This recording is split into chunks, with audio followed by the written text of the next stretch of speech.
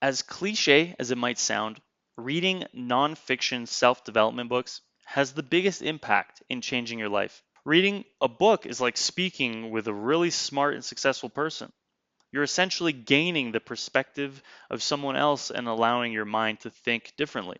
I went to school for engineering and I knew that I didn't want to continue going down the path of becoming an engineer.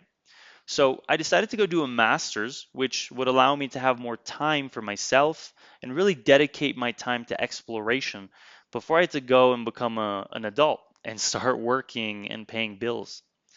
This was the time I started reading self development books and becoming very aware of what I like and what I could commit myself to. I read a few very impactful books every year, and I read a bunch of different books back then as well that I want to share with you because that's how I understood how these entrepreneurs are becoming successful entrepreneurs. I'm going to list those books here that I think it's important for you to read in order of importance, right? And I'll give you a bit of a description as well to let you know how they've helped me. Number one is The Slight Edge. This book goes over the fact that small daily actions that are easily avoidable are really what shape your future.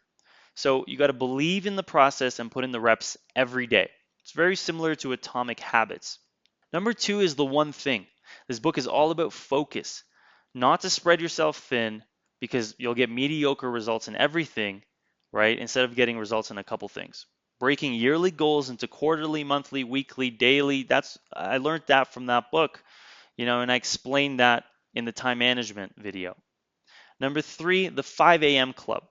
This book isn't necessarily about waking up at 5 a.m., but it is about creating a morning ritual that allows you to accomplish something early so you can check some boxes off. I like to do one thing for the mind, one thing for the body, one thing for the soul to start my day to make me feel productive.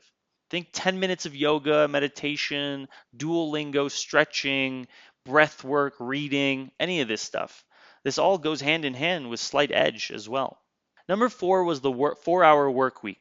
This book just opened up my whole eyes and my mind about being a digital nomad, having an e-commerce business, outsourcing to countries overseas, and having the freedom that e-commerce can really create for you.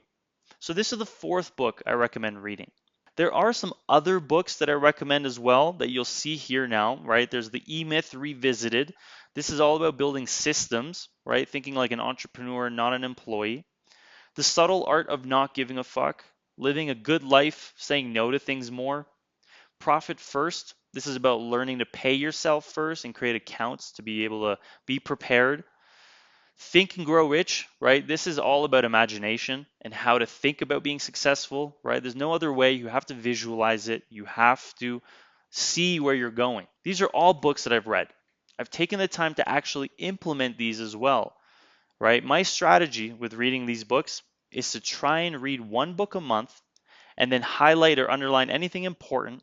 And then once I'm finished with the book, I will go over the highlights and jot them down into my Apple Notes. That way I have a summary of the book, but I also have taken time to actually understand the concepts.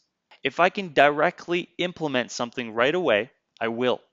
Otherwise, I will try and review the notes once a week, usually Sundays, for the next few weeks, right? Because reading books without implementation is useless.